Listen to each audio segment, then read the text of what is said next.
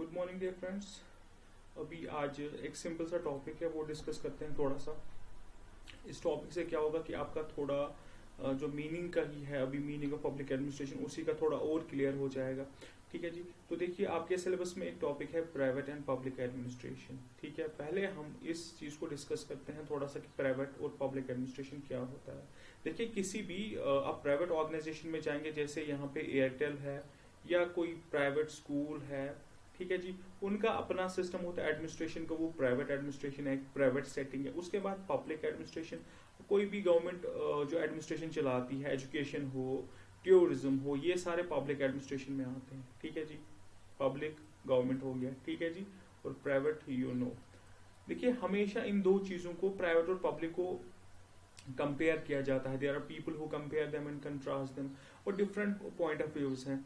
हम weber, Fayol और उर्विक की बात अगर करें तो उन्होंने कहा, ये जो सारे हैं ये थिंकर्स हैं पब्लिक एडमिनिस्ट्रेशन में, उनका मानना है कि there is no distinction between private and public administration. ठीक है जी, वो कहते हैं कि फर्क नहीं है ज्यादा, there is only difference of degree. वो कहते हैं थोड़ी सी डिग्री का फर्क है, मतलब उनका मानना यह है कि ये अलग टाइप्स नहीं है, ये तो सेम है। उनका मानना यह है कि गवर्नमेंट में भी प्लानिंग चाहिए होती है, प्राइवेट में भी प्लानिंग चाहिए होती है, ऑर्गेनाइजेशन दोनों जगह पे चाहिए होती है, कमांड दोनों जगह पे चाहिए होती है, कोऑर्डिनेशन दोनों जगह पे चाहिए होती है। तो इसलिए वो मानते हैं कि ये ऑलमोस्ट सिमिलर है, हाँ थोड़ा सा डिफरेंस है, दैट्स इट। ठीक है जी।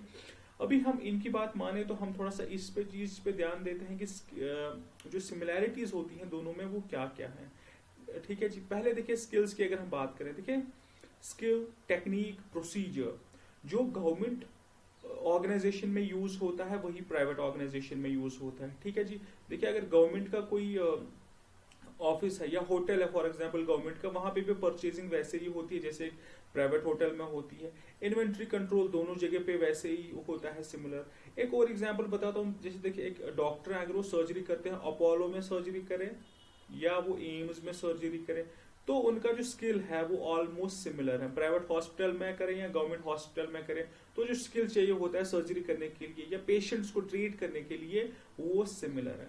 ठीक है जी। कभी कभी क्या होता है कि प्राइवेट कंपनी जो होती है वो किसी गवर्नमेंट जो ऑर्गेनाइजेशन होती है वो क्या करती है, वो प्राइवेट एम्प्लॉयज को हायर करती है कभी 2 दिन 3 दिन के लिए किसी स्पेशल जॉब के लिए। ठीक है ना।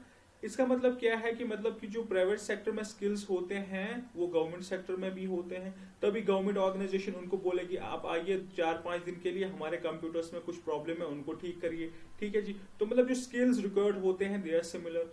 या एक स्कूल, बेसिक सा एग्जाम्पल, एक स्कूल से गवर्नमेंट स्कूल से एक टीचर रिटायर होते हैं तो वो क्या करते हैं, वो सीधे चले जाते हैं प्राइवेट स्कूल में। प्राइवेट स्कूल में जाने से क्या होता है, प्राइवेट स्कूल में जाने से क्या होता है, प्राइवेट स्कूल जब वो पहुंच गए उसके बाद ये होगा कि जो उनका अपना स्किल है, जो उन्हें सीखा है, जो उन्हें अप्लाई किया है अभी तक, वही वहां पे भी यूज होगा। तो स्किल जो है वो ऑलमोस्ट सिमिलर है। ठीक है जी, दोनों जगह पे। उसके बाद देखिए दूसरा पॉइंट की इन्फ्लुएंस ईच अदर। ये जो गवर्नमेंट हाउसेस होते हैं, गवर्नमेंट के जो ऑफिसेस होते हैं, उनमें कुछ प्रैक्टिसेस एंड प्रोसीजर्स जो होते हैं वो प्राइवेट सेक्टर से वो लेते हैं। देखिए आपको पता है कि प्राइवेट सेक्टर जो है वो एफिशिएंट होता है क्योंकि प्रॉफिट मोटिव होता है। तो उनकी जो एफिशिएंसी की प्रैक्टिसेस होती हैं वो कभी कभी गवर्नमेंट ऑफिसेस बोरो करते हैं, उनसे सीखते हैं, तो अप्लाई करते हैं। ठीक है जी। उसके बाद बिजनेस हाउसेस पे आते हैं। कभी कभी क्या होता है कि जो प्राइवेट बिजनेस हाउसेस होते हैं वो भी क्या करते हैं, कोशिश कि जो गवर्नमेंट सेक्टर्स में कुछ जैसे फॉर एग्जांपल लीव कैसे देता है गवर्नमेंट एम्प्लॉय को, कैसे लीव मिलता है हम भी वैसे ही करें, गवर्नमेंट एम्प्लॉय को सैलरी कैसे मिलती है हम भी वैसे करें, या एम्प्लॉय बेनिफिट्स। ठीक है, मतलब दोनों एक दूसरे से सीखते हैं, तो ये इनमें सिमिलैरिटी है। ठीक है जी। उसके बाद एडमिनिस्ट्रेटिव सेटअप पे आते हैं। देखिए हायरार्की, हायरार्की मैं आपको समझाता हूँ। जैसे आप अगर अब किसी भी डिपार्टमेंट की बात करेंगे, फॉर एग्जाम्पल आर्मी की बात करें, ठीक है जी, एक यूनिट की बात करें तो वहां पे ऊपर होते हैं, सबसे होते हैं कर्नल साहब, कर्नल साहब के नीचे होते हैं लेफ्टिनेंट कर्नल साहब, लेफ्टिनेंट कर्नल साहब के नीचे होते हैं मेजर साहब 2-3। ठीक है जी। मेजर साहब जो होते हैं उनके नीचे होते हैं कैप्टन साहब। ठीक है, कैप्टन के बाद नीचे होते हैं लेफ्टिनेंट साहब, लेफ्टिनेंट के बाद होते हैं जेसीओज एंड ऑल। ठीक है, मतलब एक हायरार्की यही होता है, मतलब रैंक्स हैं। ठीक है, अथॉरिटी है, इनकी बात सब मानते हैं। ठीक है जी।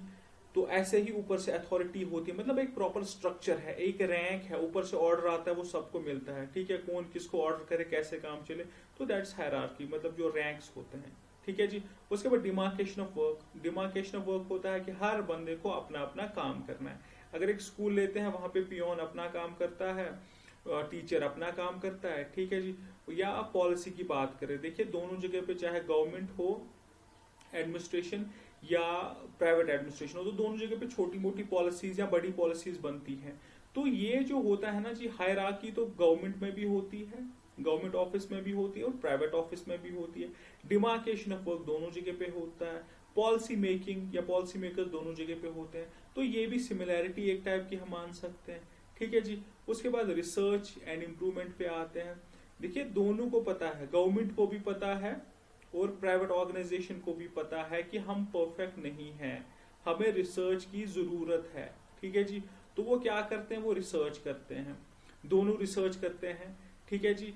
Both feel that there is room for improvement, उनको पता होता है कि स्पेस हमें इम्प्रूव करना है, तो मतलब ये भी सिमिलर है, दोनों जगह पे रिसर्च होता है। उसके बाद पब्लिक रिलेशन। देखिए एक प्राइवेट कंपनी अगर पब्लिक रिलेशन ना रखे, अगर एक प्राइवेट कंपनी पब्लिक रिलेशन ना रखे तो वो चल नहीं पाएंगे, उनका बिजनेस ठप, उनकी सेल्स डाउन, खत्म, आउट ऑफ मार्केट, ठीक है जी। उसके बाद अगर एक कोई भी गवर्नमेंट ऑर्गेनाइजेशन, फॉर एग्जांपल आप पुलिस को ले लीजिए, जम्मू कश्मीर पुलिस क्या करते हैं कि वो पुलिस पब्लिक मेलास स्टार्ट करते हैं, कुछ और ऐसी, जैसे लास्ट टाइम पे क्या हुआ था कि वो रमजान के महीने में जो इफ्तार के टाइम पे इफ्तार का अरेंजमेंट करते थे लोगों के लिए, तो मतलब वो भी पब्लिक जो लोग हैं उनकी गुडविल वो अर्न करना चाहते हैं, अच्छी रिलेशंस रखना चाहते हैं पब्लिक के साथ। या कोई और डिपार्टमेंट हो, नए डीसी साहब जाते हैं, वो भी कभी सबको बुला लेते हैं, थोड़ा उनसे पूछते हैं कि क्या प्रॉब्लम्स हैं, कैसे हम प्रॉब्लम्स को सॉल्व करें, वो मतलब कि पब्लिक रिलेशंस भी दोनों के लिए इंपॉर्टेंट है, ठीक है जी। तो इस तरीके से ये जो है ये इसमें सिमिलैरिटीज हैं between private and public administration. Now we will come to the differences. Differences भी हैं, तो डिफरेंसेस क्या हैं, देखिए कुछ स्कॉलर्स हैं जैसे पीटर ड्रकर और जॉन गॉस, वो कहते हैं कि देयर आर क्रूशियल डिफरेंसेस। उनके हिसाब से तो ये दोनों ही चीजें अलग हैं, इनमें बिल्कुल कोई दूर दूर का रिश्ता तक नहीं, ठीक है सर। देखिए अभी डिफरेंसेस हैं तो क्या है, पहले प्रेस्टीज की बात करते हैं। सबको पता है कि जो पब्लिक एडमिनिस्ट्रेशन होता है, उनका एडमिनिस्ट्रेटर्स होते हैं, उनका हाई सोशल स्टेटस होता है कंपेयर टू प्राइवेट जो एडमिनिस्ट्रेशन होता है।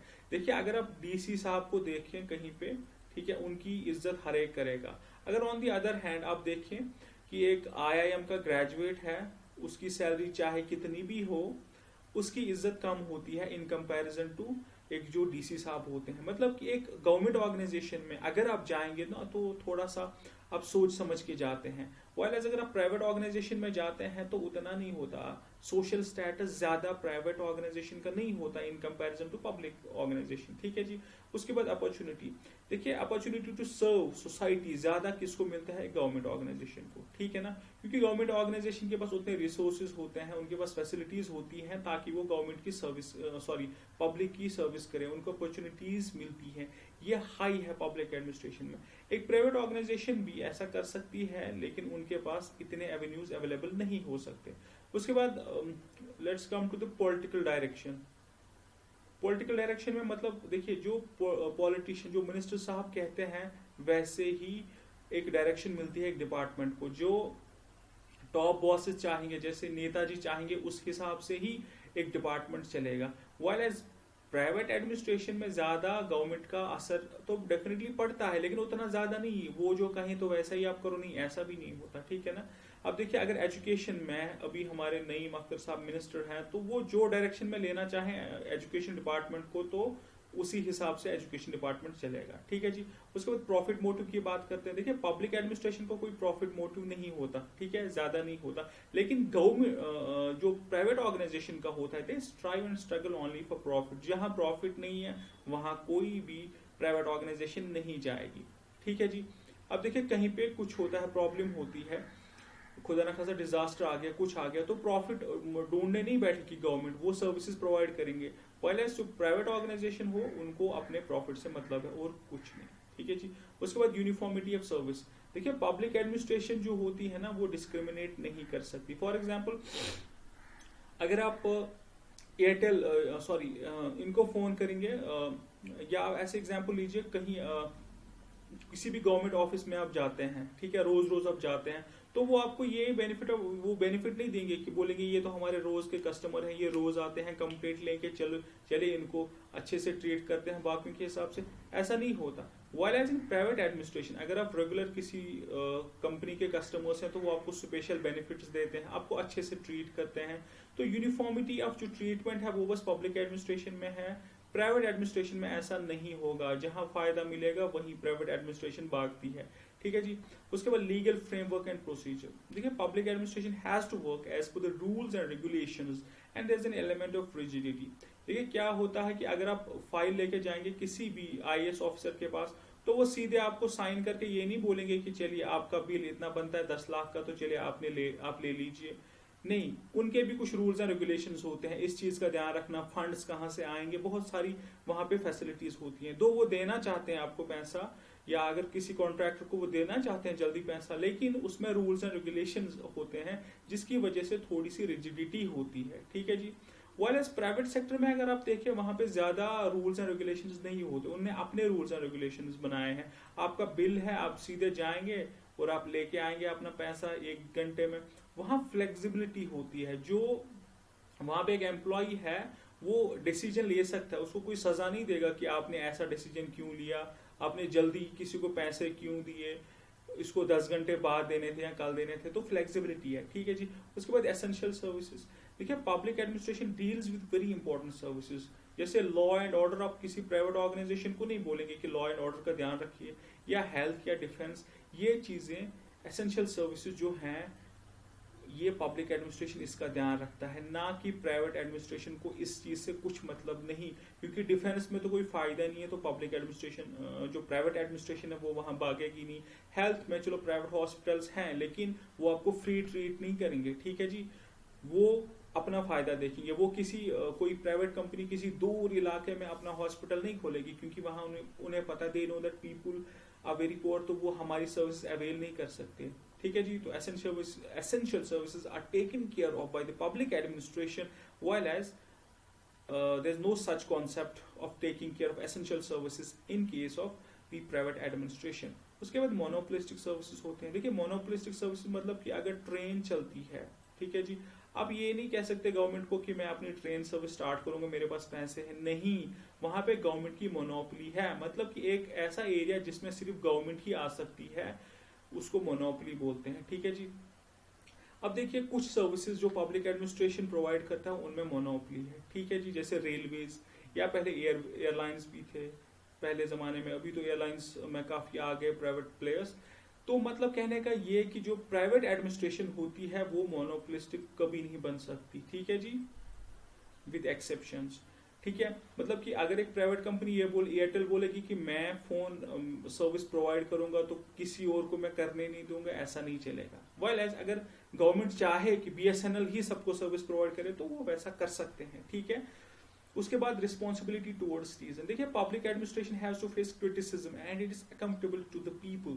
देखिए कुछ होता है, कहीं कुछ प्रॉब्लम होती है, जैसे कश्मीर में फ्लड आया था तो लोगों ने क्रिटिसिज्म किया था कि जो एडमिनिस्ट्रेशन है वो सो रही थी या जो भी था, ठीक है, तो क्रिटिसिज्म किया था लोगों ने। मतलब उसका कि जो गवर्नमेंट ऑर्गेनाइजेशंस हैं, पब्लिक एडमिनिस्ट्रेशन है, इट हैज रिस्पॉन्सिबिलिटी, उनका है जिम्मेवारी टुवर्ड सोसाइटी।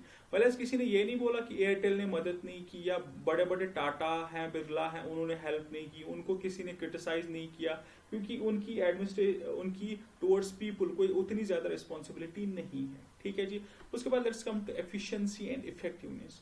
देखिए प्राइवेट सेक्टर के लिए लिटमस टेस्ट होता है प्रॉफिट, जहां प्रॉफिट वहां प्राइवेट सेक्टर, ठीक है। और resource use is an indicator of effectiveness, की मतलब आप रिसोर्सेज को कैसे यूज कर सकते हैं। देखिए प्राइवेट जो कंपनी होती है वो रिसोर्सेज का अच्छा यूज करती है ताकि उनको उससे कुछ आउटकम मिले या प्रॉफिट मिले, ठीक है जी, हमेशा प्रॉफिट। अब देखिए पब्लिक एडमिनिस्ट्रेशन में वेलफेयर होता है लोगों का मोटिव, वहां एफिशिएंसी इन चीजों को कभी कभी इग्नोर किया जाता है, हमेशा नहीं लेकिन कभी कभी इग्नोर किया जाता है। अब फिर से मैं एग्जांपल लूं, आपको बाढ़ आई कहीं पे तो वहां पे आप ये नहीं डीसी साहब बोलेंगे नहीं आप देखिए पहले अगर हम तभी पैसा लगाएंगे जब वहां से हमें फायदा मिलेगा। नहीं, उनको एफिशिएंसी या इन चीजों का ज्यादा ध्यान नहीं देना पड़ता क्योंकि उनका मोटिव होता है वेलफेयर, लोगों की हेल्प करना। ठीक है जी, ये जो टॉपिक है ये जनरलाइज सा टॉपिक है, ज्यादा इसमें कोई हाई फंडाज नहीं है। इसके बाद और एक टॉपिक हम डिस्कस करेंगे, role of public administration in developing और डेवलप्ड सोसाइटीज में क्या रोल होता है। ठीक है जी, तो वो भी एक ऐसा ही टॉपिक है, जनरलाइज सा टॉपिक है। थोड़ा सा अगर आप खुद सोचेंगे इस पे तो दिमाग में खुद ही चीजें आएंगी, वो मैं कवर करूंगा अभी नेक्स्ट लेक्चर में। एंड आफ्टर दैट बहुत इंपॉर्टेंट टॉपिक्स हैं इसमें पब्लिक एडमिनिस्ट्रेशन में, एक तो एवोल्यूशन और एवोल्यूशन के बाद न्यू पब्लिक एडमिनिस्ट्रेशन। ठीक है जी, ये बहुत इंपॉर्टेंट टॉपिक्स हैं, बहुत ही ज्यादा इंपॉर्टेंट टॉपिक्स हैं। Okay, thank you, take care and please अगर आपको मेरे वीडियोस अच्छे लगे तो हमारा पेज है इंस्पायर सिविल्स, वहां पे जाके हमारे पेज को लाइक करिए। Thank you very much.